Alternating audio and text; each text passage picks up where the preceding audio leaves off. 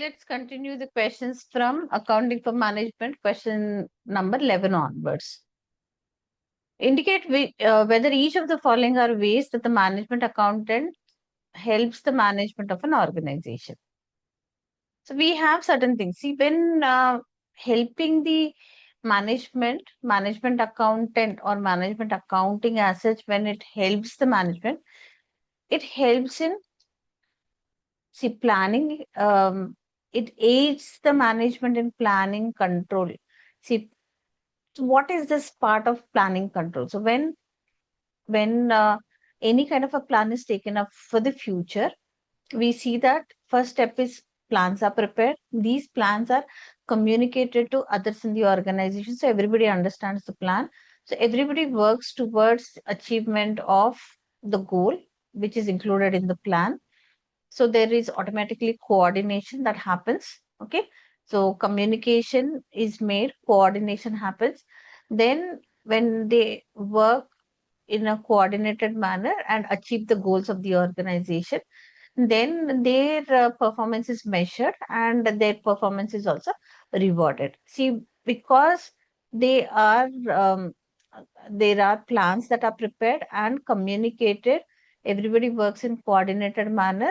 So they it also gives them a scope to verify whether their actual implementation is according to the plans.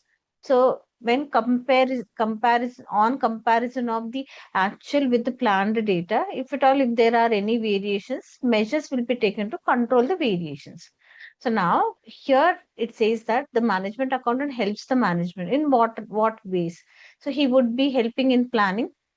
These plans are communicated and everybody works in a coordinated manner. The actuals are compared with the planned data. So variations, if at all, if there are any, are controlled. So control it happens. So management uh, gets help from the management accountant in terms of decision making. When the performance is measured and they are evaluated and rewarded, it acts as a motivating tool. So in all areas, management accountant helps the management of an organization. 12th question. So 12th question says that a paint manufacturer has a number of departments. Each department is located in a separate building on the same factory site. In the mixing department, the basic raw materials are mixed together in a very large vessel. So we have certain details. We'll run through the details. The question talks about the following statements related to the paint manufacturer. The mixing department is a cost center. Suitable cost unit for the color adding department is a liter tin of paint. The pouring department is a profit center. So let's understand the details about that. So we see that a paint manufacturer has a number of departments. Each department is located in a separate building on the same factory site. So let's first talk about in the mixing department. So we see that in the mixing department, the basic raw materials are mixed together in a very large vessel. The activity that is carried on. These are then moved to the color adding department where paints of different colors are created in these vessels. So another department comes into picture which is called as an adding department, color adding department. Fine. Then in the next department, the pouring department, the paint is poured from these vessels into um, liter sized tins. Then the tins then go to the labeling department prior to going on to the finished goods department. So the different stages where where the activity is carried on. So the material is moved from one department to another department. First one, the mixing department is a cost center. Is it a cost center? Yes, it is a cost center. Why? Because only they are the activity that is carried on has only costs incurred. There is no source of generating revenue. Nowhere mixing department is involved in selling the product. So it is not a revenue center, it is not a profit center. It's just a cost center. That's correct. A suitable cost unit for the color adding department is a liter tin of paint. What is happening in color adding department where paints of different colors are created in these vessels? They are not poured into tins. Their work is only to add color. and this material is moved to the next department. In the next department, they pour this material into tins. So tin concept is not there at the color adding department. So we cannot have what is cost per liter tin of paint. That would be wrong. The pouring department is a profit center. So what is happening? The paint is poured into vessels into liter size. So here also they are just pouring it into tins, but they are not selling. So if they are not selling, no revenue is generated, no concept of a profit. So the pouring department is a profit center would be absolutely wrong. So only the first one is correct. Mixing department is a cost center. One is correct. One. 13th one, the following statements refer to qualities of good information. See, when we talk about qualities of good information, there is an acronym which is used called as accurate. Okay. Now, based on the acronym, we see that there are three statements given. It should be communicated to the right person. It should always be completely accurate before it is used. So, in the acronym accurate, A stands for accurate. Okay. Then it should be understandable by the recipient. So, in these three statements, we are asked to find out which of the above statements are correct. So it should be communicated to the right person. Information should always be communicated to the right person. That's fine. Okay. So we go with this one. See, it should be accurate. In the acronym accurate, A stands for accurate. But the twist here is, as far as possible, it should be genuine, it should be accurate. That is fine. But by adding this always be accurate, is it even practically possible? No, it's not practically possible that the information is always accurately accurate. That is not. So on that note, we rule out this one. See, if that always is not there, then that statement will be correct because it should be accurate. Yes, accurate data only will be collected. That is fine, but always is not a practically possible scenario. Therefore, on that note, we do not include this one. And then third one says that it should be understandable. Okay, accurate, you understandable. So we see that 1 and 3 are correct. So 1 and 3 are correct is B is correct. Okay, if always was not there, even second one would have been correct. 14th one. Which of the following descriptions only contain essential features of useful management information? Accurate, understandable, presented in a report format. See, information, we see that it could be both quantitative as well as qualitative. Presented in a reporting format, this part of it makes this one incorrect. Timely, reliable, there is no such thing that they should be supported by calculation. So this one rules out.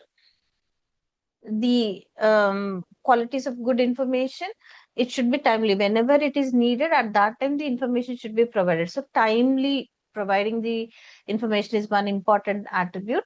Reliable also, but there is no such thing that it should be supported by calculations. Third one, regular, complete, communicated in writing.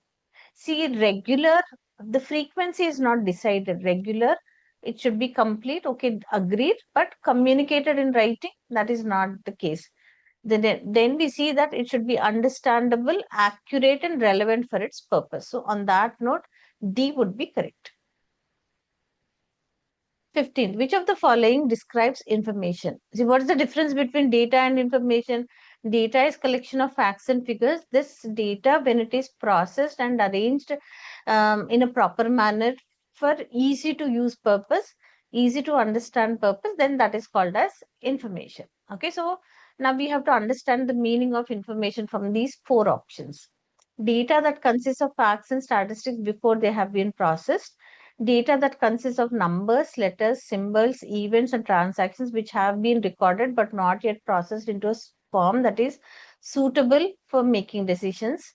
Facts that have been summarized but not yet processed into a form that is suitable for making decisions. Data that has been processed in such a way that it has meaning to the person who receives it, who may then use it to improve the quality of decision making. Okay, which one of them? See, the very meaning of information is processed data is called as information.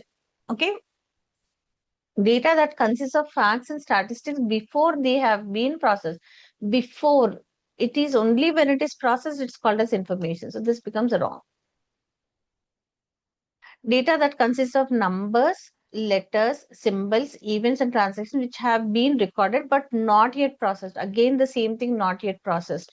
It should be processed. It is not that it is not yet processed. That would be wrong. It should be processed. Facts that have been summarized but not yet processed into, not yet processed once again. So this also would be wrong. So the last one says that data that has been processed, has been processed. Processed data is information. So we select D as the right answer. 16th one, which one of the following statements is correct? Data is held on computer in digital form, whereas information is in a form that is readable to human beings. Okay. Information is obtained by processing data. Then data and information mean the same thing. Then we see data consists of numerical or statistical items of information. Which one of them is correct? See, the main difference between data and information is collection of facts and figures is data. Processed data is information. So information is obtained by processing data. So straight away we can select that. Let's also look at why the others are incorrect. Data is held on computer in digital form, whereas information is in a form that is readable to human beings. That's not the answer about data. Data could be, see, when it is collected manually, then data is available in manual forms, not in a digital form. So this would be wrong. Data and information are the same. No, data is raw. Information is processed. So how can they both be same? This is also wrong. Then we see data consists of numerical or statistical items of information. Non-numerical also is there, which is qualitative. If it is numerical statisticals, it's quantitative. Non-numerical is also part of data, which is qualitative data. So on that note, this is also wrong. So we go with B as the right answer. The next question, 17th one, which of the following would be classified as data? Data, okay. Number of purchase requisitions, analysis of wages into direct and indirect costs, table showing variances from budget, graph showing the number of labor hours worked. So out of 4 options, we have to check about which one is classified as data. Number of purchase requisitions, number, how many, what are purchase requisitions? See, when production department is involved in production activity, it requires material to be issued to them from the stores department. So, number of purchase requisitions is a correct one. That is data. Analysis is not data. Data is processed into information. Information is analyzed. Okay, analyzed, and then later on, based on the analysis, decisions are taken. That's the sequence of functions that are taken up. So analysis is way after information. Information is analyzed, see, analyzed to understand the patterns, etc. Then some conclusions are drawn. Based on that, decisions are taken. So analysis is not data. So that's wrong. Table showing variances from budget. See, this is also analysis. There is a comparison of actual from the budget and the variance is noted. That is also an analysis. So this is also wrong. Graph showing the number of labor hours worked. Graph is an analysis. See, there is a presentation of this data. The presentation of this data after a proper analysis is done. So we see that B, C, D are part of analysis, not part of data. So only A is correct. Okay. With this, we complete the number of questions for accounting for management. We'll meet in the next videos to discuss about the other topics in management accounting. I hope all the questions and solutions are clear to you. Okay. Bye.